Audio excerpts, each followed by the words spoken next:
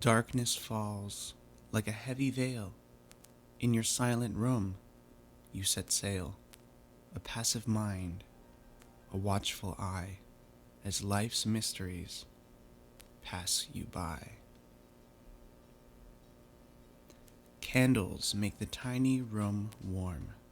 The woman's eyes are black dots. She wipes ooze from the young man's eyes on a tea towel with little snowmen on it. His nose ruffles, head cocked. He sneezes. The smell of throw up and mildew. He looks crooked on the cot, buried in quilts. He feels liquid dribble from his left nostril, and his mother dabs his nose, revealing the liquid to be viscous and black. "You're not really you, sweetie," she says. That doesn't make sense. Vomit shoots from his mouth. She catches it in a Christmas bucket with snowman stickers. Not a drop spills. His eyes are harvest moons climbing over the mountains between them. He coughs. "I can handle it, Mom. I've got bills to pay and other things, like my content." "You make ASMR videos," she interrupts. "Someone has to," he begins. "No, they don't. The hearing impaired have ways of hearing, hun. Your yelling is absurd," she says without blinking. He frowns slightly. "I wish you'd told me that sooner. I thought you liked them," he says in a soft grumble. She eyes the old man preoccupied with his phone, leaning against the blue toy chest. Snowmen are painted neatly on its wooden exterior with plastic sparkles. Her eyelids shut hard. "Where am I?" he asks. "You're home." "My home?" he asks. "My home?" she asks, with a similar cadence. "Home." The wooden paneling is painted off-white and is flaking. Pictures of family members in black and white look miserable, except for her, who is beaming. The windows are fogged up. The crucifix hangs upside down on the door. The priest fumbles around on his phone. The sound of a puzzle game chirps and whistles. The mother has a slight eye twitch. "Why is this upside down?" the leaning man asks, batting at it lightly, eyes locked on his device. He's dressed in an all-black priest's outfit with a small white collar at his Adam's apple. "We kept on trying to put it right side up, but we couldn't get it to stay, so we said fuck it and left it like that," she says, turning her eyes on her son, warmth returning to her face. "Shit," he says, kicking over the small heater. It buzzes on the floor. He grasps at the air towards the mother. "The bucket," he says. "Now." She scrambles a bit, almost losing balance. The priest grabs it and spits his gum into the black vomit. Hate it when it loses flavor. He rights the fallen heater and returns to his game. "So?" the mother asks, focusing on the old man, who gazes into blue light. "Fuck, I don't know." She rolls her eyes. Her son looks nauseous.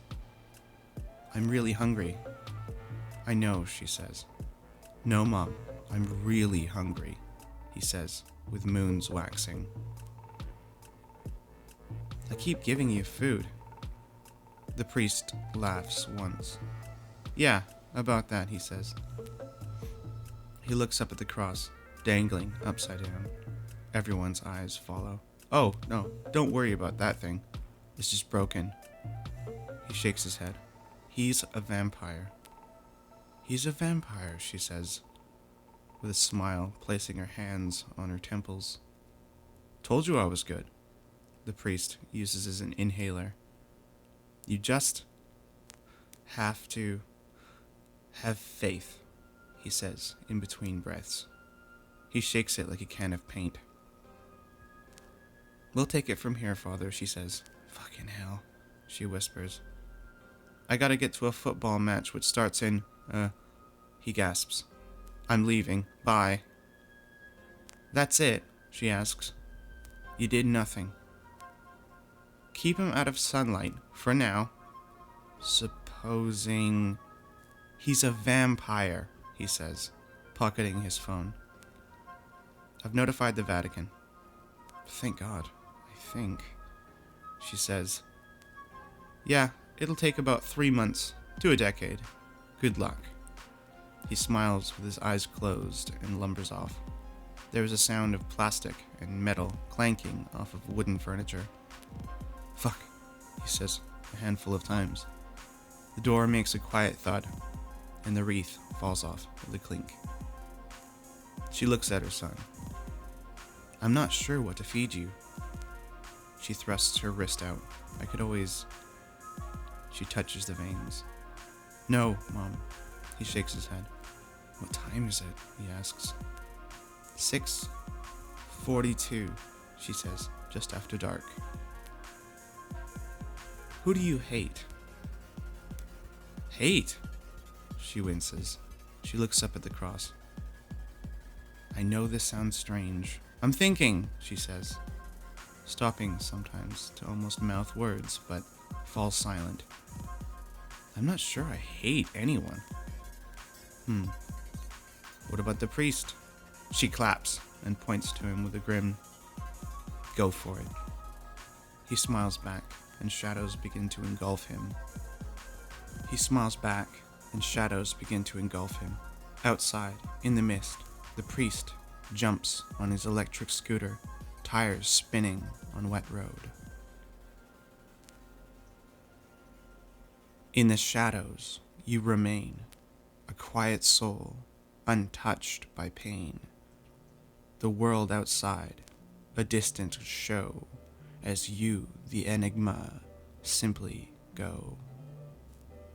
Virtually every writer I know would rather be a musician. Kurt Vonnegut. After silence, that which comes nearest to expressing the inexpressible is music. Aldous Huxley. In the beginning. The day inches closer to its end. Dense fog envelops the forest, tightly gripping it white-knuckled.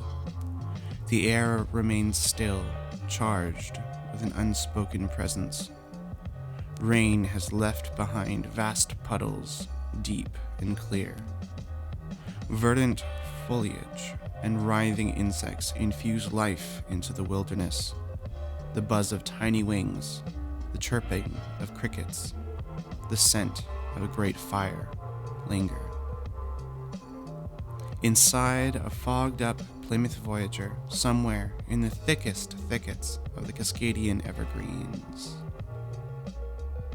He watches as his camcorder's bright LCD screen blinks. A red battery symbol flashes before fading into darkness. He wears a faded red plaid jacket. He scratches his bristly chin. His clothes are coated with white dog hairs. He smells like one, too. He sets the camera on the dashboard. Sorry, gang. The camera's out of juice, he says, flashing a grin towards the rear seat. All the juice. Her clothes are clean and scent-free. She wears the same jacket as his, but a deep forest green. Her sightline barely clears the middle seats. She flicks a barbecue lighter until it ignites and holds it to an old propane bottle. A shared chuckle passes between them. If you're gonna leave our bodies here, you might as well start with me. He laughs again. Let it cook for a bit and then chuck it at my head. She clears her throat. Preoccupied with the lantern she raises to the flickering light on the headboard. She studies its worn patina in the tangerine glow. The mass of wavy, thick black hair in the driver's seat remains motionless. A cigarette arches over the seat from his lap to the back. She catches it with her shirt, hands full. After she sets the bottle down beside her with the lantern, The smoke is thrown back, striking the windshield and landing in the ashtray in the center console. "I don't smoke, idiot," she says. A stream gurgles with frozen spring water over rocks rounded by the current. Salmon swim in sparse numbers upstream. An owl can be heard amidst the chorus of nocturnal life. When the moon peers through the cloud cover, its golden light feels like an enormous, unblinking eye. The driver, clad in black denim, scoffs.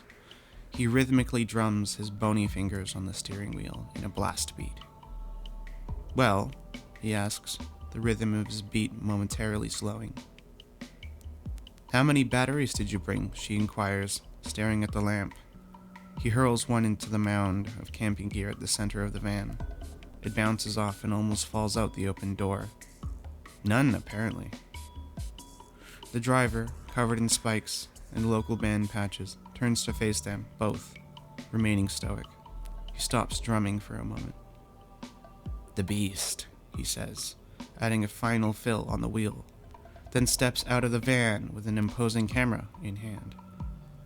"Yes!" The lantern hisses before illuminating the forest like white phosphorus. The others brace slightly. "It's alive!" Guided by the lantern's warm glow and burdened by the expensive camera, the trio embarks on their journey. A subtle change in temperature or pressure almost goes unnoticed. She inquires about it. No response. "Huh?" they almost ask, but continue, not waiting for a reply. They begin their exploration into the darkness of the woods.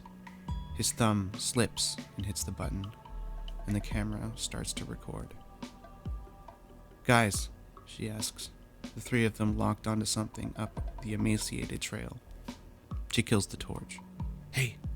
They stop. The camera picks up something beyond them. Is someone there? They close in on what seems like a distant light. Snap! It pops and crackles before them, inches from their faces. The bright glowing orb sputters and floats around in a lazy dance. The two flannel-clad remain statues. Capturing it on video, they study the light, trying to focus on its features. "Beautiful," she whispers, almost reaching out to it. "The heck is it?" "Spider," she scolds. The light lowers in brightness, becoming pale enough to make out its features. It's a bug?" ask the two guys. A fist-sized lightning bug hovers over directly in front of the camera. It stares blankly into the lens and looks around at the three of them. It was almost animated, surreal, a living oil painting. "Huh?" it asks. They wince. "Oh, yeah, I guess we're bugs. Come out, guys, it's cool." Buzzing and chatter fills the claustrophobic space between the trees and ferns. "Yeah, my name is Francois. This is our forest." The ferns explode, with little lightning bugs who emerge handfuls at a time, hovering closer, making a loose circle until hundreds surround them. It's an enchanted forest, or whatever. Cool, right? A story by Jared Doherty Walsh. "We thought you were Steve," one of them said from the circle. The humans were speechless. "But you weren't Steve," said another. "Yeah, welcome, friends," Francois said, making eye contact with them. "Follow us if you want to live," he said in a deep voice as they began floating away down the trail. It's an old reference. Anyways. "Dude," Spider said, slowly. "Come on, guys, let's go," said the neon insect. "There's pie." "Heck yes," the three of them chime in, turning to look at each other once, before grabbing each other's hands and stepping through the muddy, uneven trail towards the smell of campfire. They follow, their glowing new friends off into the night. Beyond reality, 3 figures watch. After what feels like hours, and also less than seconds, the trio and their floating, glowing comrades are transmuted into a shining city, nestled within the trees. It's as if they're descending deeper and deeper into the forest floor. The city rises in a never-ending loop that seems to glide through emotions never felt and times that never existed. And that feeling reminiscent of being sucked through a black hole only made exclusively from wholesome, somehow, light that lit up everything imaginable, even dreams they will never have. So there's this individual, or rather, a shadowy mass, a living nightmare you might say. It's the reason we can't indulge in our favorite pizza, smokes, or beer anymore, among other things, Francois declares in the neon light of the metropolis now enveloping them. We can't get that stuff here. The ingredients are, so hard to come by. The gang has ventured into a different dimension. Holy shit. It's always fun to have visitors, the vaguely hornet-like humanoid says as the gang become lucid in this bustling utopia. Especially ones that aren't technically supposed to be here, he says into Spider's dumbfounded right ear from a foot away. Hovering vehicles, holographic 3D images of advertisements in languages from different foundations of logic, buildings that transcend the sky and defy the notion of geometry or even structural rigidity. These sights sober them like a dunk in a vat of sub-zero synthetic fluids. The city center becomes their focal point, surrounded by hundreds of completely different species of people indifferent to their presence. But yeah, Shadow the Man, he chuckles, casting a glance at one of his alien wingmen who flanks them, making a foreign gesture with his hand. He's been preventing people from entering our enchanted woods. Another hornet-like being hands him an electronic vaporizer of some sort. He exhales an ever-increasing, bright neon, color-changing cloud. That guy casts an overwhelmingly difficult spell to encompass the whole region. We're magical beings, so messing with the Ancient Guardian, that's not really our thing. Think rock, paper, scissors. They gather for a moment around a giant blazing furnace. It appears to have burned eternally, emanating an astral golden light. Here, the 3 transcend their previous selves. In convulsions, they seem to forget, just in time for the next one. They become frighteningly aware of the diverse realms between dimensions and so much more, feeling it only in their bones, but in every possible variation of their ancestors' bones as well. It seems that insanity, or rather the fear of it, is a distant memory in this continuity. Bigger things to worry about, I guess. They remain static within their simple personas for now. You're musicians. They shrug, exchanging glances of a kind of "we've come this far" attitude, not knowing just how many times this exact moment has passed. Sorry. You guys will find your legs soon enough. I know this is trippy. At first. He presses the elevator button. You're safe. You're in good hands now. We're lousy musicians, says the out-of-place human covered in dog hair, with a bewildered chuckle. We get a couple thousand views a month, and that's on every platform combined. He's met with hysteria from every person in the vicinity within the lobby. They hear a youthful voice gasp amidst the laughter. Wait, Spider asks. This is all fine and dandy, but why aren't we losing our minds completely right now? Francois smiles. Good question, Spider. I'll inform you when we get to my hive. Technically, you are flipping out. Royally. We've just isolated your psychosis within a magic pocket dimension. You know. Anyways. Come on.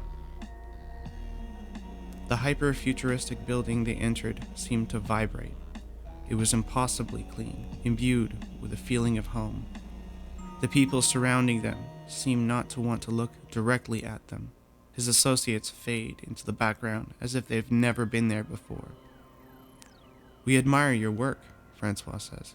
"You could say," pausing for a moment to soak it all in. "I don't know about where you're from, but in the inner dimensions, we fuck with you. You're the architects." "Wait, what does that mean?" asked the girl in green. "It means around here, you're music royalty."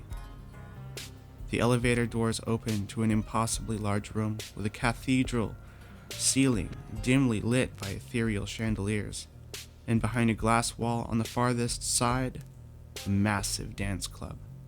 "Dude," Spider says. Anything can be a wonderful foundation for a good song, a good story. The uniqueness, and don't take that in the wrong way, of your music. Each of yours, different enough, but held together through an eternal bond. Lights of hues never experienced before, and a feeling of giddiness reverberate through the place. It's the basic building blocks. You three get it. You get what music is about. Freedom. They can feel the throbbing bass within senses unfamiliar and strange to them. "Please, let me show you," said the Hornet Man. "Oh, and I wasn't lying about the pie." Within the obscurity, you find your rest. A silent observer or detached guest. The world outside, a fleeting scene. In your tranquil darkness, you remain unseen. Life is for the living. Death is for the dead. Let life be like music, and death a note unsaid. Langston Hughes. The Electric Noir.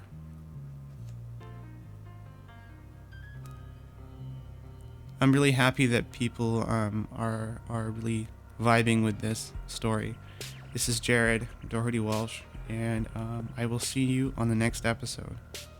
To be continued, as it were. It's going to be great, trust me. Thank you so much. Bye-bye.